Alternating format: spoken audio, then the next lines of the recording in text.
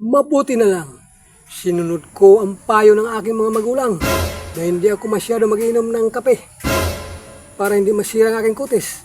Disinsanay, hindi ako magiging kutis, porsilana. Hindi totoo yan.